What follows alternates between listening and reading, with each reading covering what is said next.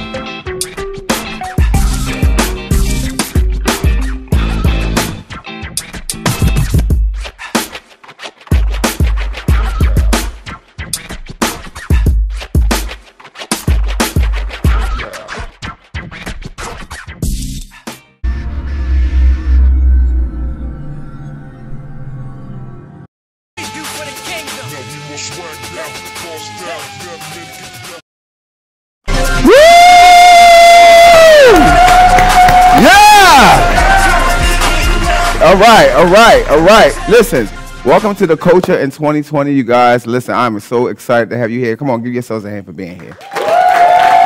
Yeah. So listen, we have a great show for you. We have some great guests, and I cannot wait to talk to them. And trust me, you're going to have fun with them. Listen, we usually do a segment every time we have the Culture. And this time, we got a special guest that's going to do a segment. So listen, I want you to pan to Tommy Suggs. All right, let's go. Hey, what's up, family? How's everybody doing? Everybody's good? Yes. So I want to share a thought with you all. So my line of work requires that I travel a whole bunch. So one time I was traveling to Boston to sit with some teammates over there. And while I was flying over there, the flight was cool. But the flight back from Boston to Philadelphia got turbulent. The interesting thing is that while we were flying through the turbulence, the pilot didn't turn the plane around. The pilot didn't stop the plane. The pilot didn't do anything like that. Instead, we kept course.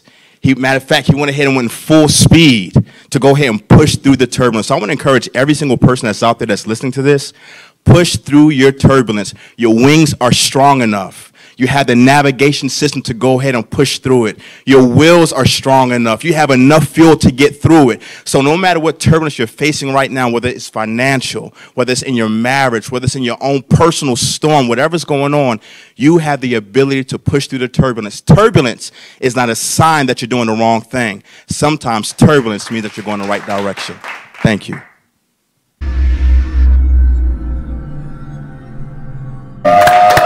Yeah.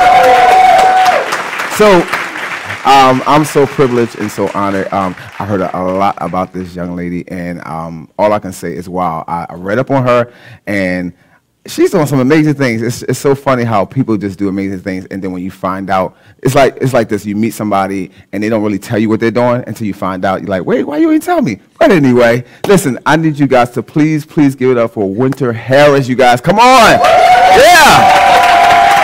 Welcome. Thank you for having me. Not a problem. Listen, I'm so privileged and honored to have you here. So listen, I know that you're an author, yes. Motivational speaker. You just do it all. So tell us how you actually got started into this Yes. So I got started because I went through a divorce. So it kind of found me. So I'm a relationship expert. And so after being married for 15 years, I just found that I gained a lot of wisdom during that time. So thanks to social media, I was able to just begin sharing a lot of the nuggets that I gained from being in a relationship that long and then transitioning into being a newly single woman. And we all know that dating is not the same as it used to be. It's not.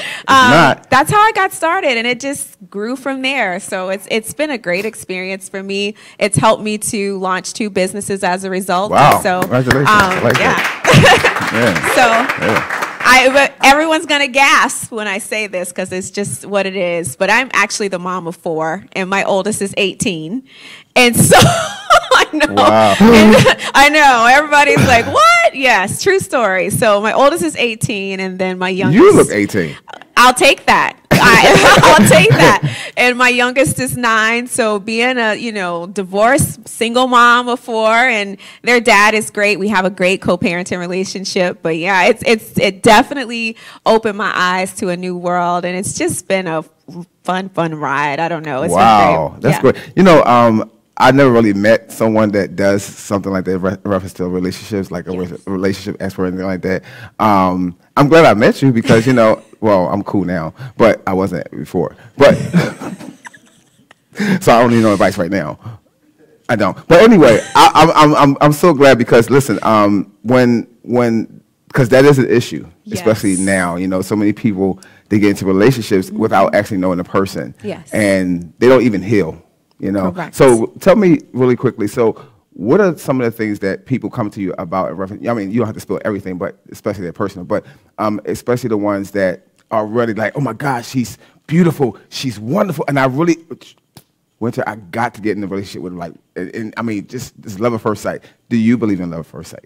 Do I believe in love at first sight? I believe in extreme like at first sight. Okay, but I like that. I believe that love comes over time, and it's something that takes time to grow roots. Absolutely. I think we throw the word love around way too loosely these days. Absolutely. And unfortunately, when people do come to me and say, oh my gosh, I found this wonderful person, and I say, well, what do you love about them since you're in love? And they say, well, they're great, they cook. Right there. I'm like, no, that pause is a problem. Yes. Because that tells me that you don't know that much about the person that you claim to love. And so I get a ton of questions. I can't even name all the things I get questions about. But for the most part, it's that people do rush because we live in a microwave society. Yes, everybody wants it quickly. But love takes time. Yes. It really, really does. And I can't stress that enough. It takes time. You have to be committed to the process. And what people show statistically in the first 0 to 6 months is a facade. And so what you fell in love with is not even the real person. And so I tell people, give it a full year. Give that person 4 seasons. Now, there are exceptions. Let me just put that out there. Somebody's going to say, well, we got married in 3 months. Okay, God bless you. That's wonderful. But for the general population, 3 months, right, like Jesus did it. Okay, well, praise God. That is not everybody's story. So I like to produce practicality when I give advice because the reality is that is not the majority. That's the minority. So give it a full year. Give a person 4 seasons of your time to really see what they are like and give them time to get comfortable because unfortunately when we rush, we don't allow a person to really peel back the layers of who they are. Yeah. And so if you're a really great person, people are going to pretend because you're a really great person. But no one can pretend forever. And so if you give it a full year, you give that person time to get comfortable and catch them slipping, especially if they're pretending to not be who you think they are. Let me get my basket. I'm ready. No, you're right, though. I'm so serious. And so a lot of the people that reach out to me, they're disappointed and they're frustrated. And I said, well, what are you frustrated about? Well, they weren't who I thought they were. Well, how long did you guys date? 3 months. 3 months? You didn't know them. You're frustrated with a facade. So the frustration is often internal because unfortunately we have a lot of people who are dating unhealed and dating when they don't know themselves. I'm a lot more clear on what I want and what I need when I know myself. So I can eliminate a lot of options off the bat because I know who I am. But if I don't know who I am, if I'm still dealing with daddy issues, if I'm still dealing with, issues from abuse or rejection, I'm sorry, but everyone at that point, I like to, okay, so I just wrote a book. Congratulations. And yes. So I just wrote a book, and it's called Bold, Brave, Beautiful Love, Escaping the Cycle of Loving and Fear. And in the book, I talk about if you don't know who you are, you don't know how to love yourself, everyone you encounter, you audition for. And so when you audition because really you're dating from a place of insecurity because you don't believe that you can be the star of the show. So everyone you encounter, you're auditioning to receive their love. You know what? Come on, sit here. Yeah. I'm going to sit right there. You're auditioning to receive what you lack. And unfortunately, you can't receive what you don't possess because love is a cycle. We give, we receive. But if I'm always needing, how in the world can I know what I'm capable of giving? And how do you know if you're being taken advantage of? Because if I see all you need for me to do is give you something, then all I got to do is dangle a carrot. You're not paying attention because all I see is the carrot. You don't realize that that's a wolf dangling a carrot. So I tell people, spend time, get to know yourself. You date much more informed. I say date deep. You date much smarter. You date from a place of wholeness. And I like to call dating in its most healthy form, filling the holes in each other's wholeness. Hear me when I say this. Fill in the holes in each other's wholeness. So when you come to a place of wholeness, it's not perfect, it's wholeness. And then you complement each other to fill those holes. And so it's unfortunate that I encounter so many people that have given up on love, but I'm like, you're really just giving up on yourself. So let's figure out who you are. And once people figure out who they are, they usually find the person that's meant for them. Wow.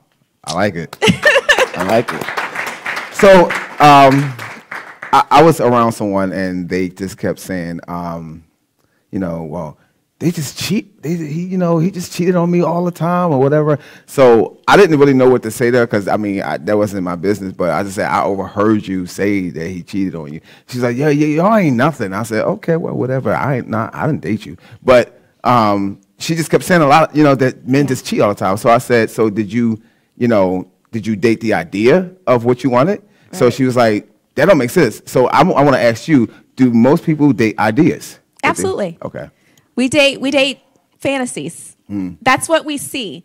Our society is based off fantasies. Yeah. Unfortunately, the birth of social media has made us fall in love with fantasy. And so it's a snippet, but not the reality. Right. And so, yeah, I fall in love with what I think you are, but it's not really who you are. And I've dealt with infidelity, so I understand the cheating and the thought process that I could easily think that every man is like that. But what I'm saying is that I don't believe that grace can be extended to other people if I honestly believe that people can't move past cheating. Wow. I believe in the power of grace, so I can't even tout that for myself if I assign that to every man I encounter. So I really had to address the fact that, was I choosing poorly? Was I with someone that was struggling with something internally? Because that's where grace comes in. Yeah. And then I can say, well, that's your issue, that's not mine, because oftentimes we take on baggage that's not ours. Right. And so if I'm moving forward thinking that every man is a cheater, then I'm saying something's wrong with me. I'm choosing all these men that are cheaters. Well, that could be true too, but that could just be their issue. So you need to quit trying to be Bob the Builder, because it could be that you're drawn to the capacity to fix that in them. Right. And you cannot. So let me ask you a question before we go. I wanted to ask you, so how are you handling, because I see you doing a whole lot of things. So how are you handling the success? And after that, can you just tell everybody where they can find you, where they can see you actually? Because, yeah, I'm coming to one of your sessions. So how do I handle it?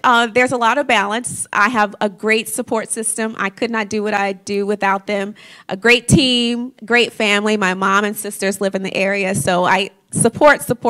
Right. I'm not above help. I will be the first to say, look, I need some help. So help is the only way, and I think community is so important. Yes, absolutely. And it's a lost art, I think. So community is how I balance things, learning how to say no to some stuff, because I just can't be all things to all people. Absolutely. But yeah, it's a lot of great stuff going on. You can find me on anything: Facebook, IG, LinkedIn, Twitter.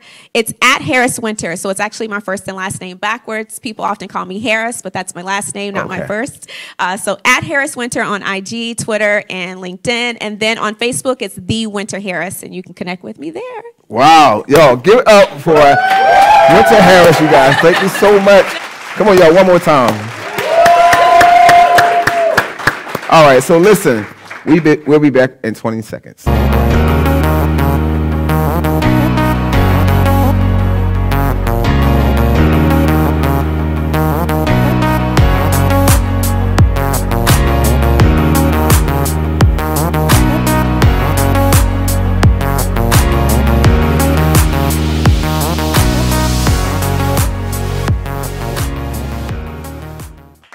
Welcome back to the coach, you guys. Come on, give yourself a hand for the Yeah. All right, so my next guest, I had the privilege to actually look at what he was doing. Most of the times when I'm just seeing people doing some great things, that's commendable to bring to a platform because they're doing great things. And what I mean by great things, it's impacting other people. And because I believe that we're here to serve, you know, and that took a long time for that to be embedded. We're here to serve. So listen, you guys, I'm so glad to have him on. Please, please, please give it up for Louis Marrero, you guys. Thank you. Thank you. Yes. Nice having you. Thank you. So, man, you all over the place. You got to hold it up a little bit. So you all over the place. Tell us, I know you're into spoken word, and I saw you with, I forgot who, but it was like a group of fellas or whatever, and I know you was in, it was a group, and you guys did a lot of poetry and different things, and you are into fashion, more so. I just like to look No. nice when I step The reason out. why I said that is because I saw it, and I said, okay, he's into fashion, that's a good thing. But just tell us basically how you got started into this spoken word. Yeah, I think like many of us, we're artists. Yes. As a kid, our creativity, our imagination is just something that flows. And luckily, I had parents who kept that flowing. So I've always been a writer, always been someone who created in some type of form. Got older, wrote, continued to write.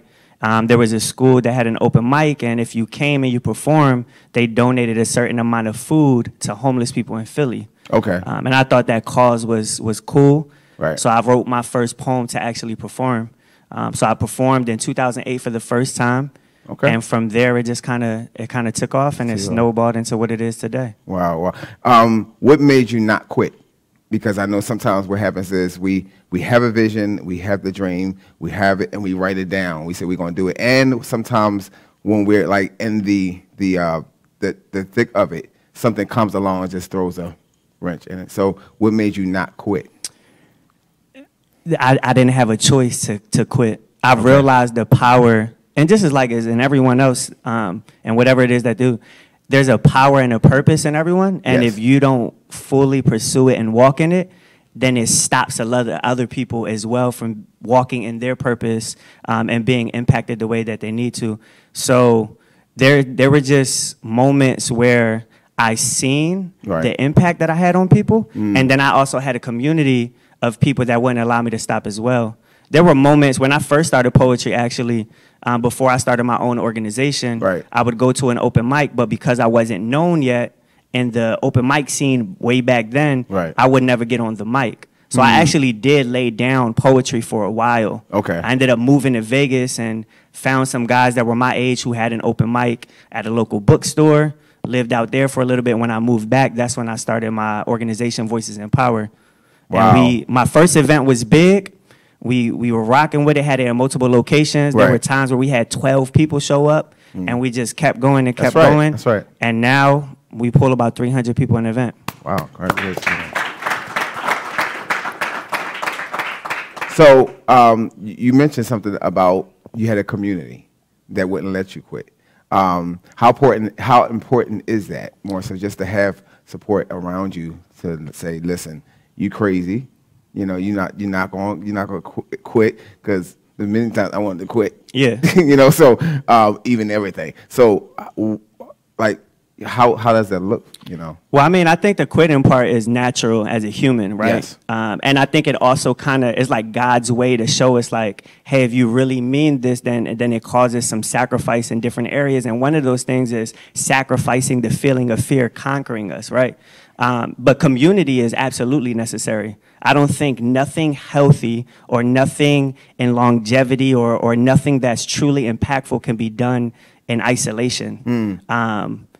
Community is the driving force and driving factor for any type of success. I think a one perspective, anything is dangerous. So I build my organization and the success around the community of people I have, and then also the community of people that I work closely with, primarily being artists and entrepreneurs in Philadelphia. Wow, I like that. So just by you saying that, you're going to have longevity because of the fact that you have people around you. And it is said that when someone is in the hospital and, you know, no one visits them, they're easy to decline. But when they have supporters that keep coming up or family that comes up, more so, they're easy to kind of like regain strength and recover faster. How I know, because I was there. So when I had the support coming up, my family coming up more so, they was like, the doctors told my mom, like, he's, you know, getting better. That's because they were coming up. So community is very important. So really quickly, when it comes to writing more so, how does it hit you? And I said hit you because, you know, we're weird. Artists are weird. You know, we're just weird. We just do all types of stuff more so. People think we're weird. You know, I already know I'm weird, you know, but how does it just hit you, you know, like when it comes to the writing? So a lot of my poetry is, so I consider myself to be a storyteller, and I like to do that in conversation, in one-on-one time, in my group of friends, or even at events. So when I write, it's just a reflection of that. I like to tell stories, which is the original reason of why I started Voices in Power. I felt like there were a lot of people that I knew who were victims of rape, childhood bullying, and domestic violence who felt silenced by the things that they encountered. Kind of self-blaming, self-victimizing, and those are difficult things to kind of experience, but I seen the power in their story. So I began to share other people's stories that didn't have the courage or the boldness to speak up. So a lot of the times my poetry is coming from places of just kind of hearing what people are experiencing it, but aren't really vocalizing that in a way where it can help someone else get through that as well. Wow, I like that, I really do. All right, so listen, I definitely want to have you back to actually perform. So listen, but really quickly, if you could just tell everybody where they can find you, your next event, more so we all can support. Yeah, you can find me any platform at I'mSuperDope_. And that's I'mSuperDope.com as well. Voices in Power, you can look up on any platform as well, and we're there. We're looking around with you guys. Come on, give it up. Woo!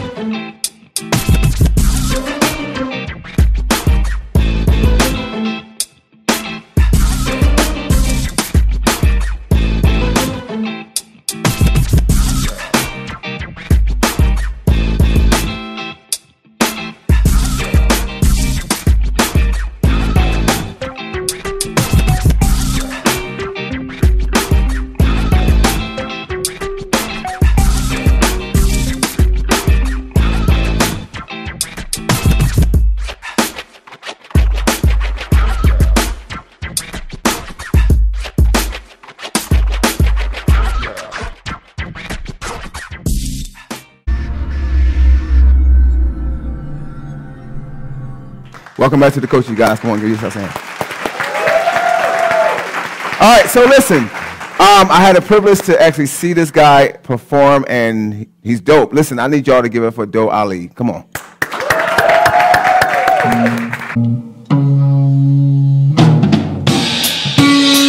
Hey, yeah,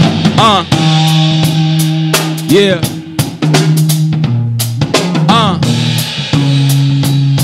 Hey, look what we inherit. Hey, check, yo.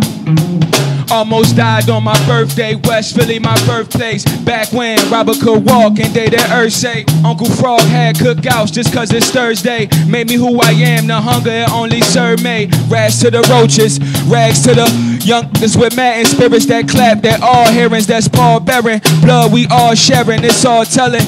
Crack shells, it's all current. Man, I've been knowing it all along. Then the destiny came along, adding words to the recipe, blessing it. Word is born. Survived storms until all rain and fell upon. And grabbed the lightning bulb and cracked the dome at the crack of dawn. It's all dogma, just a bag of bones. Game of Thrones, look what we become.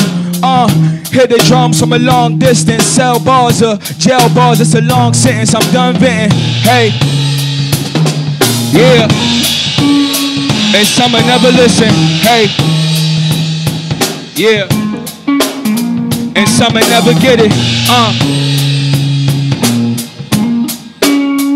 Look what we inherit. Hey, check. Yo, wrong blast, still a light shed. Section 8 ain't a homestead. Side language when palms read, it's quite clear. Never asking why if it's arms near. Yeah, stash spots and state prop and rockaware. Used to cut the ankle on my dicky when the ankle near. Tired of RIPs all on the timeline. And fake bulletproof vests wired about times. I have a line, turn to Amazon. Then turn the tables on where they belong. Willpower when the will is run. 7 pounds, that's God number, still missing pun. Sums it up from missing sums and missing sons. The bell is rung, ring the alarm, what we become. Get blindsided, my palm polished before I out it. That's cash money like Birdman, no money problems. Hey, yeah. And some will never listen. Hey, yeah. And some will never get it. Hey, look what we inherit. Hey, yeah. It's written in your spirit. Yeah.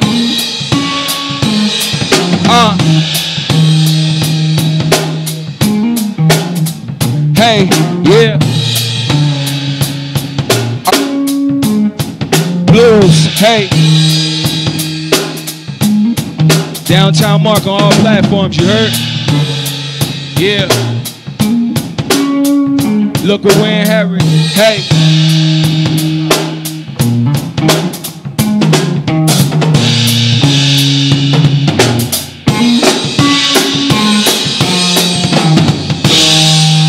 Yeah. Yeah. Come on, y'all, give it up one more time. Yeah. Thank you so much, man. So listen, tell us where we can find your stuff, because you're definitely dope. Yeah. You can follow me on all platforms, Downtown Mark. You can follow me at John Doe of TAC. I'm sorry, what's up, people out there? You can follow me at John Doe of TAC, Facebook, Instagram, Twitter. And you can find my album, Downtown Mark, on iTunes, Spotify. You know what I mean? The link in the bio. I appreciate y'all. Downtown Mark. Come on, y'all, give it up one more time, man. Thank you so much, man. Thank you so much. Listen, we'll be right back, y'all. Yeah.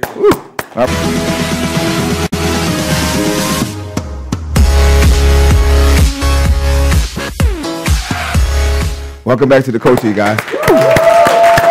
So, when we end this show, we always have a final thought.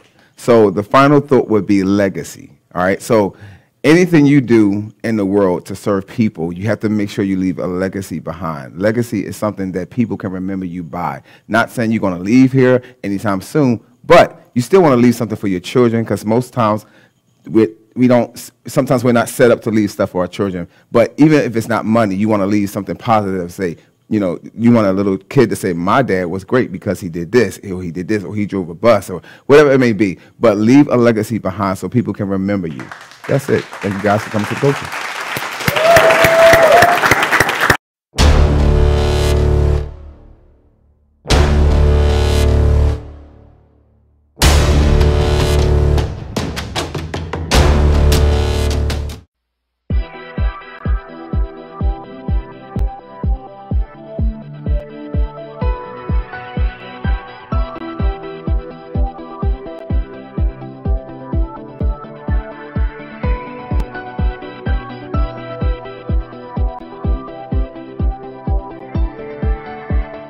You've been watching CTF TV.